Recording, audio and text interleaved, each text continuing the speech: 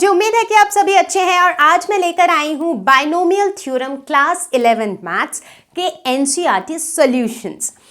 तो जैसा कि आप सभी को पता होगा कि इससे पहले मैंने एक वन शॉट वीडियो बनाया था जिसके अंदर बाइनोमियल थ्योरम के सारे concepts with examples with questions हमने कवर किया था। ठीक है, तो आज का एजेंडा ये रहेगा कि हम एनसीईआरटी टेक्स्ट बुक के जितने भी एक्सरसाइजेज हैं, जैसे कि एक्सरसाइज 7.1, 7.2 प्लस मिसलेनियस एक्सरसाइज जिसके क्वेश्चंस थोड़े टफ होते हैं, इन सारे एक्सरसाइजेज के हम काफ़ी सारे क्वेश्चन सॉल्व करेंगे। इनफैक्ट मैंने इन क्वेश्चंस को कुछ इस तरह से पिक एंड चूज किया है कि एक बार आप इस पूरे वीडियो को देख लोगे, उसके बाद जो रिमेनिंग क्वेश्चंस हैं वो आप खुद से सॉल्व कर पाओगे।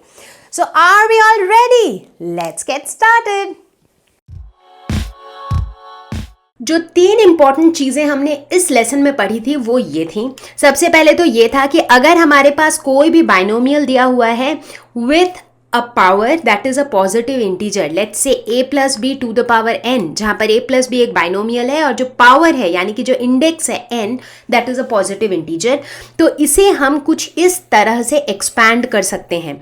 nc0 a to the power n plus nc1 a to the power n minus 1 into b plus nc2 a to the power n minus 2 into b to the power 2। तो इस फॉर्मूले को देख करके घबराने की ज़रूरत बिल्कुल भी नहीं है, क्योंकि इसमें हो क्या रहा है, इसमें जितने कोफिशिएंट्स हैं वो क्या है, nc0, nc1, nc2, nc3 ऐसे करते करते ncn तक जा रहा है, ये इनके कोफिशिएंट्स हैं। उसके बाद जो पहला टर्म है इसका जो पावर है ये n से लेकर के धीरे धीरे धीरे धीरे हो जा रहा है a to the power 0 last वाले टर्म में, इसीलिए a गायब हो गया। ठीक, उसी तरह से जो सेकेंड टर्म है यानी कि b, उसका पावर 0 से शुरू हो रहा है और 1, 2, 3 ऐसे बढ़ते बढ़ते n तक बढ़ रहा है। तो बेसिकली इसको जब हम एक्सपैंड करेंगे तो सबसे पहले तो कोफिशिएंट्स लिख लो, nc0, nc1, nc2, nc3 etcetera. उसके बाद जो पहला टर्म है उसके पावर को n से घटाते रहो अप टू 0 तक, और जो दूसरा टर्म है यानी कि b, उसकी पावर को 0 से बढ़ाते रहो अप टू। ठीक है, अब ये फॉर्मूला हमने डिराइव वगैरह कहाँ से किया था वो सब हमने अपने वन शॉट वीडियो में देखा था। अगर आप देखना चाहते हो तो फटाफट से उस वीडियो को चेकआउट कर लो। ठीक है, अच्छा, दूसरी चीज़ जो हमने पढ़ी थी वो हमने ये पढ़ी थी कि किसी भी बाइनोमियल एक्सपेंशन का अगर हमें कोई भी जनरल टर्म निकालना हो, ठीक है, मान लो कोई एक ऐसा एक्सपेंशन है जिसमें लेट्स से 50 टर्म है। अब अगर मुझे पता करना हो कि भाई इसका 22nd टर्म क्या होगा, तो इट्स वेरी डिफिकल्ट कि भाई पूरा लिखो और फिर देखो कौन सा 22nd टर्म है। तो उसके लिए हम इस फॉर्मूला का यूज़ करते थे कि r प्लस 1th टर्म जो है उसे हम कैसे निकालते थे, ncr a to the power n minus r b to the power r। ठीक है, तो अब जैसे अगर पूछा जाए कि भाई 22nd टर्म निकालो तो r की वैल्यू आप 21 डाल दो, तो ये हो जाएगा t21 plus 1 which is t22, और उसके बाद हर जगह r की वैल्यू आप डाल दो 21। ठीक है, क्लियर है। तीसरा कॉन्सेप्ट हमने पढ़ा था middle terms of a binomial expansion. ठीक है, किसी भी एक्सपेंशन का बीच वाला टर्म कौन सा होगा। इसमें 2 केसेस थे। पहला केस था अगर n इवन है। ठीक है, हमें क्या पता है ये जो n की वैल्यू होती है ना, इस n से एक ज़्यादा जो वैल्यू होती है उतने नंबर ऑफ टर्म्स होते हैं एक्सपेंशन में। फॉर एग्जाम्पल अगर n की वैल्यू 2 है तो इसे एक्सपैंड करने पे इसमें 3 टर्म्स होंगे। ठीक है, अगर n की वैल्यू 5 है तो इसे एक्सपैंड करने पे उसमें 6 टर्म्स होंगे। ठीक है ना, तो बेसिकली n की जो भी वैल्यू होती है नंबर ऑफ टर्म्स एक्सपेंशन में होते हैं n+1। तो अगर n इवन है तो नंबर ऑफ टर्म्स कितने हो जाएंगे, ऑड। ठीक है, उसी तरह अगर n ऑड है तो नंबर ऑफ टर्म्स हो जाएंगे इवन, है ना। तो अब कोई भी एक्सपेंशन जिसमें ऑड नंबर ऑफ टर्म्स हैं, ठीक है, उसका तो एक मिडिल टर्म होगा। ठीक है, ये मैंने आपको एग्जांपल देके समझाया भी था लास्ट टाइम। तो उस केस में जो मिडिल टर्म होगा वो कौन सा वाला टर्म होगा, n/2 प्लस 1th टर्म। ठीक है, और जब इवन नंबर ऑफ टर्म्स होंगे एक्सपेंशन में तो हमारे पास 2 मिडिल टर्म्स होंगे, क्योंकि उस केस में एक मिडिल टर्म पॉसिबल नहीं है। आप अपने हाथ की उंगलियों का एग्जाम्पल ले सकते हो। 10 उंगलियां हैं तो कोई एक पर्टिकुलर उंगली बीच की उंगली नहीं हो सकती है, तो बीच की 2 उंगलियों को मिडिल टर्म्स मानना पड़ेगा। ठीक है, तो जैसे ये आपके 1 2 3 4 5, 1 2 3 4 5, ये आपके हाथ की 10 उंगलियां हैं इवन नंबर ऑफ टर्म्स है। क्या ये मिडिल टर्म बन सकता है? नहीं, क्योंकि इधर 4 टर्म्स हैं और इधर 5। क्या ये मिडिल टर्म बन सकता है? नहीं, क्योंकि इधर 5 टर्म्स हैं तो इधर 4। लेकिन इन दोनों को हम मिडिल टर्म बना सकते हैं क्योंकि इन दोनों के इस तरफ 4 हैं और इस तरफ 4 हैं। तो इसीलिए जब इवन नंबर ऑफ टर्म्स होंगे तो हमारे 2 मिडिल टर्म्स होंगे, और वो 2 मिडिल टर्म्स कौन से होंगे? n+1/2th टर्म और n+1/2 + 1th टर्म। ठीक है, तो बस ये 3 ही चीज़ें हमने पढ़ी थी और अब हम करेंगे एनसीईआरटी के क्वेश्चंस की शुरुआत। तो चलिए देखते हैं क्वेश्चन नंबर 1। ये हमने पिक किया है एनसीईआरटी एक्सरसाइज 8.1 का क्वेश्चन नंबर 5। ठीक है, तो हम कुछ इस तरह से क्वेश्चंस पिक एंड चूज करेंगे ताकि रिमेनिंग क्वेश्चंस आप खुद से सॉल्व कर सको। ठीक है, चलो विदाउट वेस्टिंग एनी टाइम चलो लेट्स गेट स्टार्टेड। तो x + 1/x⁶ इसे करना है एक्सपैंड। तो हमारा जो जनरल फॉर्म होता है उसे हम ऐसे याद रखते हैं, राइट, a + b⁴n, है ना। तो यहाँ पर इस पर्टिकुलर क्वेश्चन में मेरी a की वैल्यू क्या है? x, b की वैल्यू क्या है? 1/x और n की वैल्यू क्या है? 6। तो ये वाली वैल्यूज़ को लेके जो हमारा बाइनोमियल थ्योरम होता है, जो जनरल इसका एक्सपेंशन होता है, उस पे हम डाल सकते हैं इसे। तो चलो डालते हैं। तो इनके जो कोफिशिएंट्स होंगे वो कैसे हो जाएंगे? nc0, nc1, nc2, इस तरीके से कोफिशिएंट्स हो जाएंगे। अच्छा, जो पहला टर्म है यानी कि x, उसकी पावर के साथ क्या होगा? n से लेकर के वो धीरे धीरे घटता जाएगा, ठीक है ना। 4, उसके बाद आएगा x⁻3, उसके बाद x⁻2, फिर x⁻1, फिर x⁻0। ठीक है, तो यहाँ पर ये कोफिशिएंट्स भी लिख लेते हैं। ठीक है, दूसरे टर्म के साथ क्या होगा? 1/x जो है ये पहले 0 से शुरुआत होगी इसकी, उसके बाद ये हो जाएगा 1, उसके बाद ये हो जाएगा 2, उसके बाद ये हो जाएगा 3, 4, 5 और 6। तो इसके पावर्स जो हैं वो बढ़ते चले गए और बस बीच में डाल दो एडिशन का साइन, हो गया एक्सपैंड। क्या अब इसके बाद क्या करना है? इसके बाद तो कुछ है ही नहीं भाई, इसके बाद तो सिर्फ सिंपल कैलकुलेशन बचा। अब nc0 क्या होता है? हमेशा 1 होता है, चाहो तो करके देख लो। n फैक्टोरियल यानी कि 6 factorial divided by 6 - 0 factorial into 0 factorial. अब 0 फैक्टोरियल 1 होता है, ये तो हम सबको पता ही है। तो इसकी जो वैल्यू निकलेगी पहले वाले टर्म की, वो निकलेगी x⁻6, फिर 6x⁴ + 15x² + 20 + 15/x² + 6/x⁴ + 1/x⁻6। तो इस तरीके से कर दिया हमने एक्सपैंड यूजिंग बाइनोमियल थ्योरम।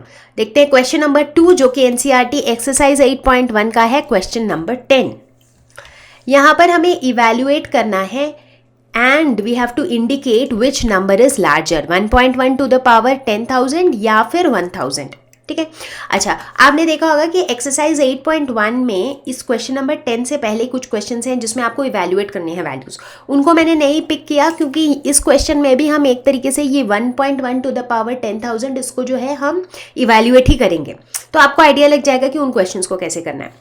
ठीक है, तो जब इस पैटर्न का क्वेश्चन हो तो हमेशा आप अपने दिमाग को इस तरह से दौड़ाओ कि यहाँ पर हम बाइनोमियल थ्योरम को अप्लाई कर कैसे सकते हैं।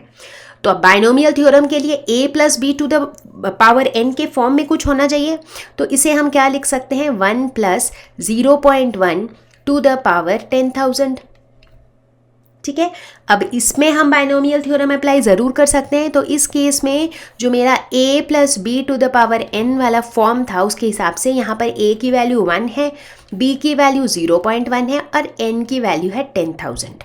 ठीक है, तो चलो अप्लाई करते हैं। तो हम कह सकते हैं कि 1.1 to the power 10,000 will be equal to 1 + 0.1 to the power 10,000 which is equal to nc0 पहला वाला टर्म टू द पावर 10,000, क्योंकि n की वैल्यू यहाँ पर 10,000 है, और दूसरा वाला term that is 0.1 to the power 0, anything to the power 0 is 1, तो उसको हम नहीं लिखते हैं।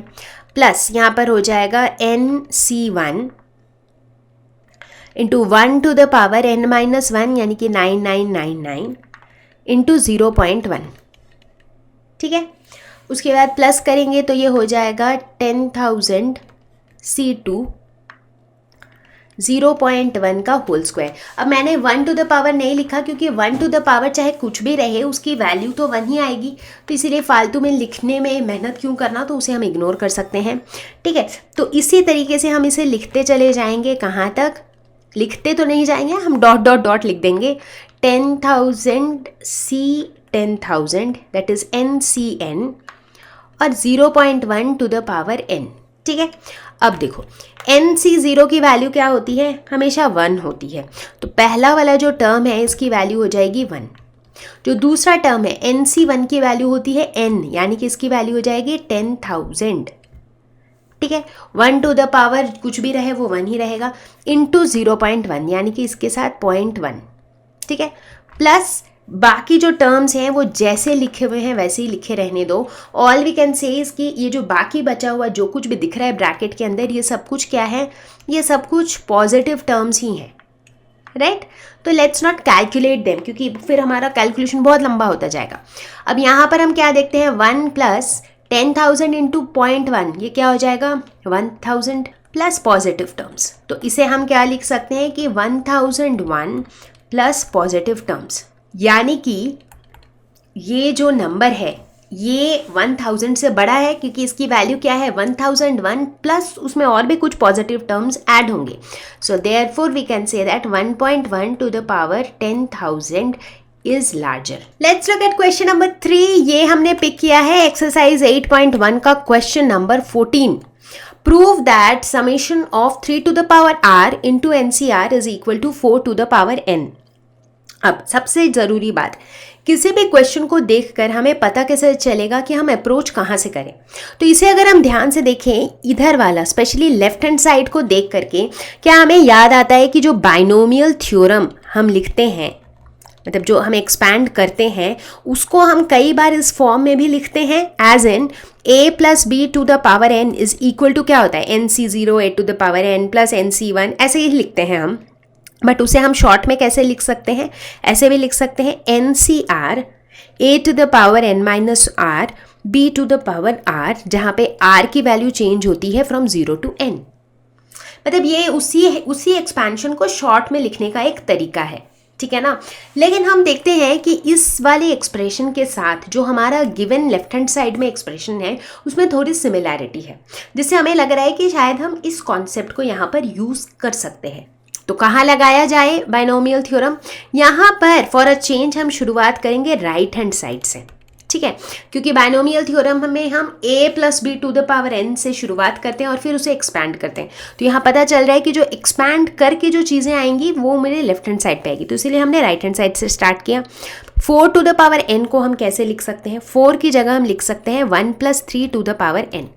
हमने 1 प्लस 3 क्यों लिखा, क्योंकि सबको याद होगा कि बाइनोमियल एक्सपेंशन में जैसे ही 1 प्लस एक्स या 1 प्लस वाई के फॉर्म में आ जाता है एक्सपेंशन, तो उसे एक्सपैंड करना काफ़ी सिंपल हो जाता है क्योंकि एक टर्म 1 हो गया है, तो 1 टू द पावर कुछ भी करो वो 1 ही होगा। तो हर टर्म में से वो पहला वाला टर्म का जो रोल है ना वो ख़त्म हो जाएगा, तो हमारी कैलकुलेशन भी थोड़ी सिंपल हो जाएगी।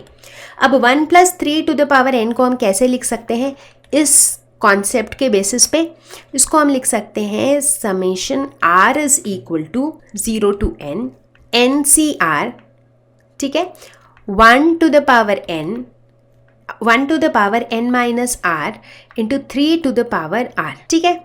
अच्छा, अब 1 के ऊपर तो किसी भी चीज़ का पावर रहे उससे कुछ फ़र्क नहीं पड़ता है, वो 1 ही रहेगा, तो ये हो जाएगा NCR 3 to the power r, ठीक है। और ये क्या है, ये हमारा लेफ्ट हैंड साइड है, तो इसका मतलब हमने प्रूव कर दिया कि left hand side is equal to right hand side. Question number 4 जो कि है एक्सरसाइज 8.2 का क्वेश्चन नंबर 2। तो एक्सरसाइज 8.1 खत्म हो चुका है, अब हम पहुंच चुके हैं 8.2 पे। तो देखते हैं कि यहाँ पर जनरल टर्म निकालने, जनरल टर्म मिडिल टर्म्स के कॉन्सेप्ट पे किस तरह के क्वेश्चंस फ्रेम हो सकते हैं। पहला क्वेश्चन है find the coefficient of a to the power 5 b to the power 7 in a minus 2b to the power 12। As usual सबसे पहला स्टेप हमारा क्या होगा, इसे एक्सपैंड करना, ठीक है। जब हम इसे एक्सपैंड करेंगे कोई ना कोई ऐसा टर्म आएगा जहाँ पर a टू द पावर 5 और b टू द पावर 7 हमें मिले, तो वैसा टर्म आएगा तो उसकी कोफिशिएंट हम बता देंगे, ठीक है। तो सबसे पहले इसे एक्सपैंड करते हैं, बट क्या हम इसे पूरा एक्सपैंड करके पूरा कैलकुलेट करते रहेंगे, उसमें तो बहुत टाइम लगेगा। चलो देखते हैं, शुरुआत तो करते हैं। a minus 2b to the power 12, इसे हम क्या लिख सकते हैं, 12c0 nc0। a पहला टर्म है तो a टू द पावर 12। अच्छा, यहाँ पे चूंकि माइनस साइन है तो एक टर्म प्लस और एक टर्म माइनस ऑल्टरनेटली ऐसे चलता रहेगा। तो पहला टर्म पॉजिटिव था, दूसरा हो जाएगा नेगेटिव, ये हो जाएगा nc1 a to the power 11 2b, फिर प्लस साइन हो जाएगा 12c2 a to the power 10 into 2b whole square, ठीक है। उसके बाद फिर माइनस साइन हो जाएगा 12c3 a to the power 9 2b to the power 3 plus dot dot dot, इस तरह से इसका एक्सपेंशन चलता रहेगा, ठीक है। अच्छा, अब लेट अस अज्यूम, अब एक पूरा एक्सपेंशन लिखने के लिए काफ़ी टाइम वेस्ट होगा, तो इसीलिए हम क्या कहेंगे, हम एज्यूम करेंगे कि let us suppose a to the power 5 b to the power 7 occurs in r plus 1th term. ऐसा हम मान लेते हैं कि किसी r plus 1th term expansion का जो होगा उसी में a to the power 5 b to the power 7 होगा। तो चलो r प्लस 1th टर्म को निकाल लेते हैं। कैसे निकालेंगे, NCR a to the power n minus r into b to the power r। तो यहाँ पर a तो a ही है, b क्या है 2b, इनफैक्ट माइनस 2b, ठीक है ना।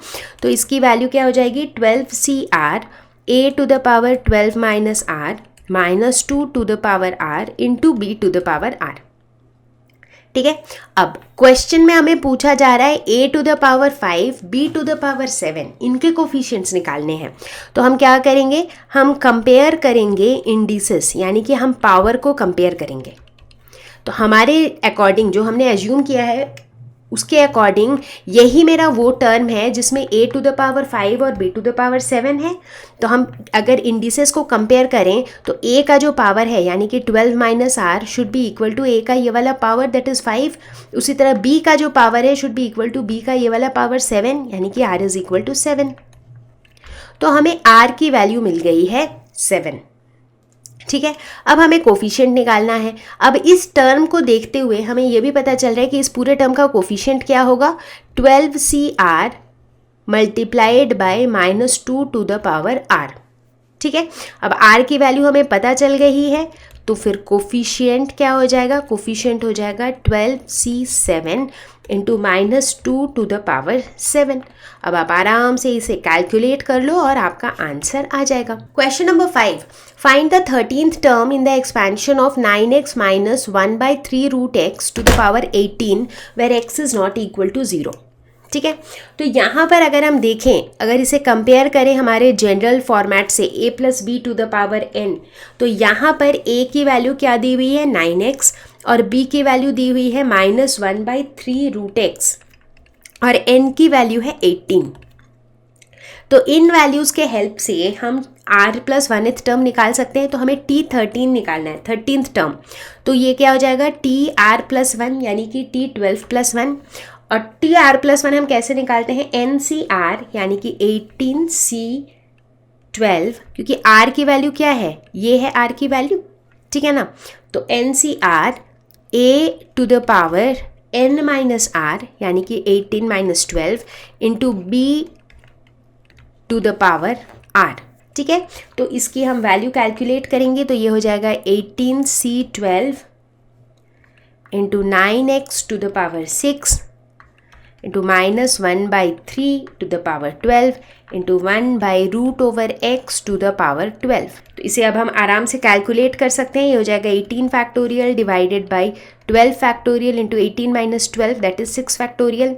ये हो जाएगा 9 को हम क्या लिख सकते हैं, 3 टू द पावर 2, तो इसे हम लिख सकते हैं 3 to the power 2 into 6 12। So 3 to the power 12 into x to the power 6 into minus 1 to the power 12 क्या हो जाएगा 1 और नीचे 3 to the power 12, this multiplied by 1/√x to the power 12। अब रूट x क्या है, x टू द पावर 1/2, तो 1/2 से ये 12 मल्टीप्लाई हो जाएगा तो ये हो जाएगा 1/x टू द पावर 6, ठीक है। तो ये कैंसिल हो जाएगा। इसे जब हम कैलकुलेट करेंगे तो वैल्यू आएगी 18564 and this will be your answer. चलो तो देखते हैं क्वेश्चन नंबर 6 जो कि है एक्सरसाइज 8.2 का question number 12। Find a positive value of m for which the coefficient of x square in the expansion of 1 plus x to the power m is 6। देखो घुमा फिरा के वही 2-4 टाइप के क्वेश्चन है, कोफिशिएंट रिलेटेड, कहीं coefficient निकालने को कहेगा, कहीं कोफिशिएंट दिया हुआ रहेगा लेकिन कोई वेरिएबल की वैल्यू निकालनी होगी, कहीं पे nth टर्म डायरेक्टली निकालने के लिए कहा जाएगा, तो कहीं पे मिडिल टर्म पूछा जाएगा। तो यही 2-4 टाइप के क्वेश्चन हैं इस एक्सरसाइज में। तो चलो इसको अटेम्प्ट करते हैं। तो यहाँ पर कोफिशिएंट की वैल्यू दी हुई है और हमें इस वेरिएबल की वैल्यू निकालनी है जो कि है m। ठीक है, तो क्या करेंगे, हमारा पहला स्टेप क्या होता है, हमेशा एक्सपैंड करना। तो 1 plus x to the power m को एक्सपैंड करेंगे तो ये हो जाएगा mc0 x to the power 1 to the power m, 1 पहला टर्म है ना, तो 1 to the power m plus mc1 1 to the power m minus 1 into x plus mc2 1 to the power m minus 2 into x square, और ऐसे ये चलता जाएगा। ठीक है, अब ये 1 वाली टर्म को लिखने की इतनी ज़रूरत नहीं है क्योंकि 1 to the power anything is always 1। ठीक है, तो इनको नहीं भी लिखे तो चलता है। ठीक है, तो इससे हमें क्या पता चलता है, एक्स स्क्वायर की कोफिशिएंट क्या है, mc2। ठीक है ना, तो इससे हमने देखा कि coefficient of x square is mc2। अब according to question coefficient of x square कितना है, 6 है, यानी कि mc2 इज इक्वल टू 6। तो इसकी वैल्यू निकालो, m factorial divided by m minus 2 factorial into 2 factorial, this is equal to 6। तो इसे हम m फैक्टोरियल को लिख सकते हैं m into m minus 1 into m minus 2 factorial divided by m minus 2 factorial. ये 2 फैक्टोरियल इधर चला जाएगा तो ये हो जाएगा 6 इंटू 2 12, ये दोनों कैंसिल हो जाएगा। तो बाकी की कैलकुलेशन इस साइड करते हैं, तो ये हो जाएगा m square minus m minus 12 is equal to 0। ये एक क्वाड्रेटिक इक्वेशन है, तो मिड टर्म स्प्लिटिंग से सॉल्व करते हैं। माइनस m को हम लिख सकते हैं माइनस 4m प्लस 3m, क्योंकि इनको जब हम सम करेंगे तो मिलेगा माइनस m और इनका प्रोडक्ट करेंगे तो मिलेगा minus 12m square which is the product of the first and the last term. तो ऐसे ही करते हैं हम मिडिल टर्म स्प्लिटिंग। तो m कॉमन लेंगे तो यहाँ बचेगा m माइनस 4, इधर 3 कॉमन लेंगे तो बचेगा m minus 4 is equal to 0। तो यहाँ से हम देखते हैं कि m प्लस 3 और m minus 4 this is equal to 0। इसका मतलब है m की वैल्यू माइनस 3 भी हो सकती है और m की वैल्यू प्लस 4 भी हो सकती है। क्वेश्चन कह रहा है कि find the positive value of m, यानी कि m की क्या होगी वैल्यू इस पर्टिकुलर क्वेश्चन के लिए, m इज इक्वल टू 4। ठीक है, सिंपल था, मुश्किल कुछ भी नहीं था। चलो आगे बढ़ेंगे, फिर क्वेश्चन नंबर 7 देखेंगे। ये हमने पिक किया है मिसलेनियस एक्सरसाइज से। अब मिसलेनियस एक्सरसाइज के क्वेश्चंस जनरली थोड़े से डिफिकल्ट होते हैं कंपेयर टू बाकी के एक्सरसाइज, लेकिन हम अभी काफ़ी सारे क्वेश्चंस करेंगे मिसलेनियस एक्सरसाइज से और हम देखेंगे कि इतना ज़्यादा कुछ टफ भी नहीं है। ठीक है ना, तो यहाँ कहा जा रहा है कि find a if the coefficients of x square and x cube in the expansion of 3 plus ax to the power 9 are equal. अब देखो यहाँ पर भी वही चीज़ है, यहाँ बता दिया गया कि भाई एक्स स्क्वायर का कोफिशिएंट और एक्स क्यूब का कोफिशिएंट बराबर है, तो यानी कि सबसे पहले दोनों के कोफिशिएंट निकालो। कोफिशिएंट कहाँ से निकालोगे, इसको एक्सपैंड करोगे तभी तो निकाल पाओगे, तो चलो करो expand. a plus b to the power n वाले फॉर्म में है तो nc0 a to the power n plus nc1 a to the power n minus 1 into b plus nc2 a to the power n minus 2 यानी कि 7 ax square plus nc3 3 to the power 6। तो 3 की जो पावर है वो धीरे धीरे घटती जा रही है और ax की जो पावर है वो धीरे धीरे बढ़ती जा रही है। अब आगे के टर्म्स हमने नहीं लिखे, क्यों, क्योंकि हमें क्या चीज़ से मतलब है, हमें सिर्फ एक्स स्क्वायर और एक्स क्यूब वाले टर्म से ही मतलब है। तो एक्स स्क्वायर का टर्म है ये और एक्स क्यूब का टर्म है ये। ठीक है, तो चलो फटाफट से कोफिशिएंट्स देखो। एक्स स्क्वायर का कोफिशिएंट क्या है यहाँ पर इस टर्म में, अगर हम देखें तो 9c2 3 to the power 7 a square x square, और अगर हम एक्स क्यूब वाले टर्म को देखें तो यह है 9c3 3 to the power 6 a cube x cube. ठीक है, तो इसमें कोफिशिएंट कौन सा वाला पार्ट है, ये पूरा पार्ट है, इसमें कोफिशिएंट ये पूरा पार्ट है। तो according to question 9c2 3 to the power 7 a square is equal to 9c3 3 to the power 6 a cube। ठीक है, अब इसमें से मुझे किसकी वैल्यू निकालनी है? मुझे a की वैल्यू निकालनी है।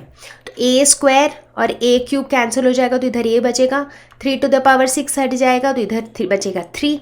ठीक है, तो ये हो जाएगा 9 factorial divided by 9 minus 2 factorial into 2 factorial into 3 is equal to 9 factorial divided by 9 minus 3 factorial into 3 factorial into a।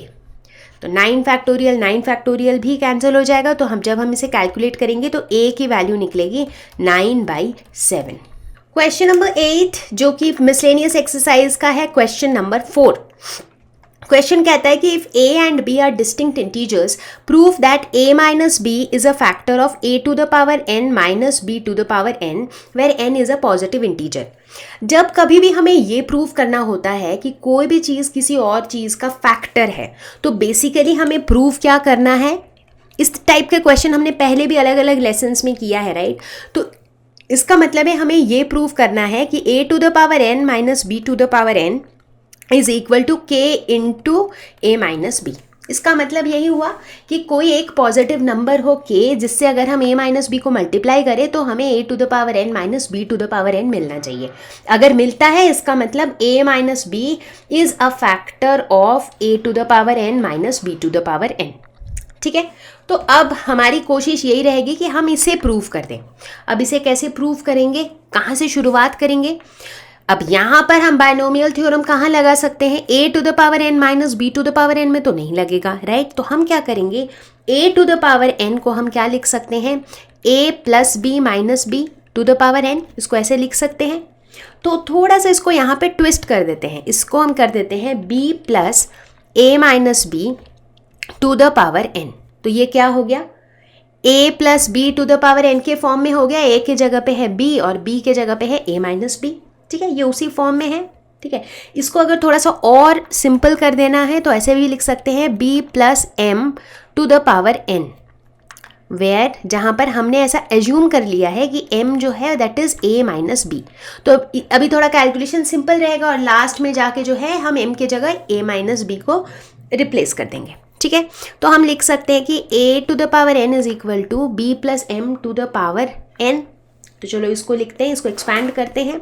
ये हो जाएगा nc0 b to the power n plus nc1 b to the power n minus 1 into m plus nc2 b to the power n minus 2 into m to the power 2 plus dot dot dot up to ncn m to the power n। ठीक है, ऐसे ही होगा expand. अच्छा, nc0 क्या हो जाएगा? 1, तो ये हो जाएगा b to the power n। nc1 ये क्या हो जाएगा? इसको एनीवेज ये कुछ भी हो जाए, इसको हम अभी इसी फॉर्म में रहने देते हैं फिलहाल के लिए। ठीक है, तो ये बाकी चीज़ों को जो है वो उसको हमने ऐसे ही छोड़ दिया। अब हम क्या देखते हैं कि लेफ्ट हैंड साइड पे a to the power n है और राइट हैंड साइड पे b to the power n है, तो b to the power n को हम इस तरफ शिफ्ट कर देते हैं। तो ये हो जाएगा a to the power n minus b to the power n is equal to, अब इस वाले इक्वेशन में मतलब राइट हैंड साइड पे हम m की जगह डाल देते हैं a माइनस b। तो ये क्या हो जाएगा? nc1 b to the power n minus 1 into a minus b plus nc2 b to the power n minus 2 into a minus b whole square plus dot dot dot plus ncn a minus b to the power n। ठीक है, तो इस पूरे expansion में हम देखते हैं कि a माइनस b जो है वो हर एक टर्म में कॉमन है। तो a माइनस b को हम बाहर निकाल लेते हैं, तो अंदर क्या बचेगा? nc1 b to the power n minus 1 plus nc2 b to the power n minus 2 into a minus b, क्योंकि एक a माइनस b हमने बाहर निकाल लिया है, plus dot dot dot up to ncn a minus b to the power n minus 1, क्योंकि a minus b एक बाहर निकाल दिया है, राइट? तो यहाँ पर जो पावर है वो क्या हो जाएगा? n की जगह ये n माइनस 1 हो जाएगा। अब ये ब्रैकेट के अंदर हमने जो भी लिखा है उसको हम k से रिप्लेस कर सकते हैं, because whatever is there inside the bracket that is a positive integer. तो हमने क्या प्रूव कर दिया? a to the power n minus b to the power n is equal to k into a minus b। तो basically हमने वो proof कर दिया जो हम करना चाहते थे कि a minus b is a factor of a to the power n minus b to the power n। अब देखते हैं क्वेश्चन नंबर 9, ये है मिसलेनियस एक्सरसाइज का क्वेश्चन नंबर 6। ठीक है, find the value of a square plus root over a square minus 1 to the power 4 plus a square minus root over a square minus 1 to the power 4। ठीक है, इस pattern के question में एक बहुत interesting चीज़ आपको ऑब्जर्व करनी है। बिल्कुल शुरुआत में देखने में बहुत ही बड़ा सा कॉम्प्लिकेटेड सा लग रहा है। यहाँ दो चीज़ें हैं, एक तो साफ साफ पता चल रहा है कि ये जो है ना, पहला जो है ये किस फॉर्म में है, a plus b to the power 4। जो दूसरा वाला टर्म है वो किस फॉर्म में है, a minus b to the power 4। तो इसे हमें एक्सपैंड तो करना है, बट इंटरेस्टिंग बात ये है कि ये दोनों ऐसे फॉर्म में है कि इसका एक्सपेंशन और इसका एक्सपेंशन बिल्कुल सेम होगा। सिर्फ ये फ़र्क होगा कि यहाँ पे सारे टर्म्स के बीच में प्लस साइन होगा, यहाँ पर ऑल्टरनेटली प्लस माइनस होगा। ठीक है, ये इतना ही फर्क होगा। तो हम क्या करेंगे, लेट अस सपोज इस पहले टर्म को हम कहते हैं 1, दूसरे टर्म को हम कहते हैं 2, ताकि कैलकुलेशन बहुत मेसी ना हो जाए, इसीलिए हम 1 बाई 1 टर्म लेते हैं। तो पहले टर्म को लेते हैं, तो इसमें a plus b to the power 4, इसको एक्सपैंड करते हैं तो ये हो जाएगा NC0 a to the power n plus NC1 a to the power n minus 1 into b plus NC2 a to the power n minus 2 यानी कि 2 root over a square minus 1 whole square plus 4c3 into a square root over a square minus 1 to the power 3 plus 4c4। अब यहाँ a square भी नहीं रहेगा, ये हो रहेगा सिर्फ a square minus 1 root over to the power 4। ये हो जाएगा expansion of the first term. अब बात करते हैं सेकेंड टर्म के एक्सपेंशन की। सेकेंड टर्म का एक्सपेंशन हो जाएगा NC0 a square to the power 4 minus, अब यहाँ पर चूंकि बीच में माइनस साइन है तो पहला टर्म पॉजिटिव, दूसरा नेगेटिव, तीसरा पॉजिटिव, चौथा नेगेटिव, ऐसा होगा, है ना। बाकी सब कुछ सेम रहेगा, तो ये हो जाएगा minus 4c1 a cube a square to the power 3, 4 minus 1 3 होगा, into root over a square minus 1 plus 4c2 a square whole square root over a square minus 1 whole square minus 4c3 a square root over a square minus 1 to the power 3 plus 4c4 root over a square minus 1 to the power 4। ठीक है, अब हमें क्या करना है, पहले और दूसरे टर्म को कर देना है ऐड, तो 1 प्लस 2 कर देंगे। जब ऐसा करेंगे तो क्या होगा, कुछ कुछ टर्म्स कैंसिल आउट हो जाएंगे। जो भी यहाँ पर नेगेटिव है और यहाँ पे पॉजिटिव है वो है तो सेम ही चीज़, बट क्या होगा, एक पॉजिटिव एक नेगेटिव है तो वो कैंसिल आउट हो जाएंगे, करेक्ट। तो वो वाले टर्म्स को हम उड़ा देते हैं।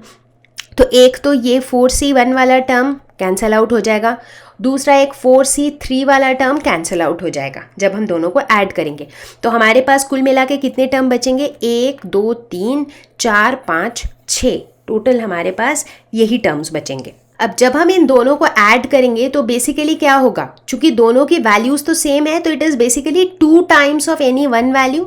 तो इसे हम क्या लिख सकते हैं, 2 टाइम्स ऑफ किसी एक टर्म के, एज इन 1 के तीनों टर्म को लिख देते हैं। तो ये हो जाएगा 4c0 a square to the power 4 plus 4c2 a square का whole square root over a square minus 1 whole square plus 4c4 root over a square minus 1 to the power 4। इसका मैंने 2 टाइम्स कर दिया क्योंकि वही टर्म फिर से एक एक बार और ऐड होंगी, ठीक है ना। तो अब आप इसको आराम से कैलकुलेट कर सकते हो। अब NC0 क्या होता है, NC0 हमेशा 1 होता है, तो इसीलिए ये हो जाएगा a to the power 8 plus 4c2 है, इसकी वैल्यू हो जाएगी 6, यहाँ हो जाएगा a to the power 4 into a square minus 1, क्योंकि रूट ओवर है तो 1/2, वो वाला 2 और ये वाला 2 कैंसिल हो जाएगा, तो ये हो जाएगा a square minus 1 plus 4c4 की वैल्यू हो जाएगी 4 factorial by 4 factorial into 0 factorial, तो बेसिकली इसकी वैल्यू हो जाएगी 1। और यहाँ पे root over a square minus 1 है, ये a square minus 1 to the power 1/2 हो जाएगा, तो वो पावर 1/2 का 2 2 ज़ा 4 ये कैंसिल होगा, तो ये रहेगा होल स्क्वायर। अब इसे आप फर्दर कैलकुलेट कर लोगे तो आपका आंसर आएगा 2a to the power 8 plus 12a to the power 6 minus 10a to the power 4 minus 4a square plus 2। ये हो जाएगा हमारा आंसर। अब हम देखते हैं एक और last question which is question number 10, जो कि मिसलेनियस एक्सरसाइज का भी क्वेश्चन नंबर 10 है। ये कह रहा है find the expansion of 3x square minus 2ax plus 3a square to the power 3 using binomial theorem. ठीक है, तो इसमें खास बात क्या है, इसमें खास बात ये कि इसमें 3 टर्म्स हैं। जनरली हम बाइनोमियल थ्योरम में a plus b to the power n के फॉर्म में एक्सपैंड करते हैं, यहाँ पर 3 टर्म्स हैं। तो हम क्या करेंगे, ऐसे केस में हम किसी भी 2 टर्म को साथ में एज्यूम कर लेंगे। सो लेट अस सपोज ये पहले के 2 टर्म को हमने साथ में एज्यूम कर लिया। ठीक है, तो ये मेरा एक टर्म हो गया और ये मेरा दूसरा टर्म हो गया। तो ये क्या हो गया, a plus b to the power 3 इस फॉर्म में आ गया। ठीक है, तो यहाँ पर जो मेरा जनरल फॉर्मेट होता है a plus b to the power n, उससे अगर हम कंपेयर करें तो यहाँ पर a क्या है मेरा 3x स्क्वायर माइनस 2ax, यहाँ पर b क्या है, b है 3a स्क्वायर, और यहाँ पर n क्या है, n की वैल्यू है 3। ठीक है, तो इन वैल्यूज़ को कंसिडर करते हुए हम इसे एक्सपैंड कर सकते हैं। हम कैसे एक्सपैंड करेंगे, nc0 a to the power n plus nc1 a to the power n minus 1 into b plus nc2 that is 3c2 into 3x square minus 2ax। इसका पावर घटते जा रहा है और b वाले टर्म का पावर बढ़ते जा रहा है। ठीक है, तो इसे हम कुछ इस तरह से एक्सपैंड करेंगे। ओके, अब इसको हम नाम दे देते हैं लेट्स से इक्वेशन नंबर 1। क्यों नाम दिया, क्योंकि अभी भी इसमें बहुत सारी कॉम्प्लिकेशन है। क्या, जैसे कि ये वाला जो टर्म है, this in itself is like quite huge to calculate. a minus b whole cube के फॉर्म में है। आप चाहो तो डायरेक्टली इसका फॉर्मूला लगा दो, a cube plus 3ab square plus 3a square b plus b cube, उस तरीके से भी आप डाल सकते हो। और अगर आप चाहो तो यहाँ पर आप दोबारा से अप्लाई कर दो बाइनोमियल थ्योरम। तो यहाँ पर अगर आप दोबारा से बाइनोमियल थ्योरम अप्लाई करोगे तो ये क्या हो जाएगा, ये हो जाएगा, सिर्फ इस टर्म की बात कर रही हूँ अभी मैं, तो इस वाले टर्म के अंदर a plus b to the power n के फॉर्मेट की अगर बात करें तो a की वैल्यू है 3x स्क्वायर और b की वैल्यू है माइनस 2ax। तो इसे अगर हम अप्लाई करें तो ये हो जाएगा nc0 a to the power n minus, अब चूंकि बीच में माइनस साइन है तो एक्सपेंशन में भी प्लस माइनस ऐसे चलेगा। तो ये हो जाएगा nc1 3x स्क्वायर का whole square into 2ax plus 3c2 3x square into 2ax का whole square minus 3c3 2ax का होल क्यूब। ठीक है, इसकी अगर हम वैल्यू कैलकुलेट करते हैं, ठीक है, इसमें कुछ भी नहीं है, सिंपल अलजेब्रा है। तो अगर वैल्यू कैलकुलेट करते हैं तो हमें मिलता है 27x to the power 6 minus 56ax to the power 5 plus 36a square x to the power 4 minus 8a cube x cube, ये मिलता है हमें। अब हम क्या करेंगे, now we go back to 1। अब हम वापस यहाँ जाएंगे और इस वाले एक्सप्रेशन में ये जो टर्म था इसकी जगह हम इस पूरे वैल्यू को डाल देंगे। ठीक है, और क्या करेंगे उसके बाद हम करेंगे कैलकुलेट। अब इस क्वेश्चन को अप्रोच करने के बहुत से तरीके हैं। एक तरीका ये था जो मैंने किया, दूसरा तरीका हो सकता है कि आप इसको एक टर्म मान लो 3x स्क्वायर को, और ये 2ax प्लस 3a स्क्वायर को आप एक और टर्म मान लो। एक अप्रोच ये भी है कि यहाँ पर बाइनोमियल थ्योरम ना लगा के आप directly a minus b whole cube का फॉर्मूला लगा दो और डायरेक्टली फॉर्मूला पुट कर दो, that is also one option. ठीक है, तो इस तरह से जब भी आपके पास 3 टर्म्स दिए हुए हों और उसे बाइनोमियल थ्योरम से एक्सपैंड करना हो तो वहाँ पर आप किसी भी 2 टर्म को एक टर्म के जैसे मान लोगे और उसके बाद बचा हुआ जो तीसरा टर्म रहेगा वो आपका दूसरा टर्म हो जाएगा और उस तरीके से आप उसे एक्सपैंड करोगे। ठीक है, तो बच्चा पार्टी, मुझे उम्मीद है कि आपको ये वीडियो पसंद आया होगा और मैं ये भी एक्सपेक्ट करूंगी कि इस वीडियो को देखने के बाद आप थोड़ा सा टाइम स्पेंड करोगे, मे बी 1 आवर या 2 आवर स्पेंड करोगे और एनसीईआरटी के अनसॉल्व्ड एक्सरसाइजेस के जितने भी बचे हुए क्वेश्चंस हैं उन्हें सॉल्व करोगे। और एक बार फिर से बता दूं कि जिन बच्चों ने थ्योरी वाला वीडियो नहीं देखा है, हमने डिस्क्रिप्शन में लिंक दिया हुआ है, ऊपर भी हमने लिंक दिया हुआ है जो कि है 1 shot video on binomial theorem class 11th। तो उसे आप ज़रूर देखें क्योंकि उस पर हमने कॉन्सेप्ट्स पे बहुत ज़्यादा फोकस किया है। ठीक है, और ये भी बता दो साथ ही साथ कि एनसीईआरटी एक्सरसाइज के कुछ कुछ क्वेश्चंस हमने वन शॉट वीडियो में भी कवर किया है। तो अगर आपने इन दोनों वीडियो को देख लिया है तो इसका मतलब अब बायनोमियल थ्योरम के क्वेश्चंस अटकने नहीं चाहिए। हालांकि उसके बाद भी अगर आपके कोई भी डाउट्स हो, कोई भी क्वेश्चंस हो जहां आप अटक जाओ, तो आप हमें टेलीग्राम ग्रुप में भी पूछ सकते हो या फिर हमारे वेबसाइट के आस्क क्वेश्चन सेक्शन में भी पूछ सकते हो। ये सारे लिंक्स हमने डिस्क्रिप्शन में दिए हुए हैं। तो प्रैक्टिस करते रहो और मैथ्स को बनाते रहो सुपर स्ट्रॉन्ग। तो मैं आपको जल्दी ही मिलूंगी एक नए वीडियो के साथ, एक नए टॉपिक के साथ। तब तक के लिए stay home, stay safe, take care, bye bye.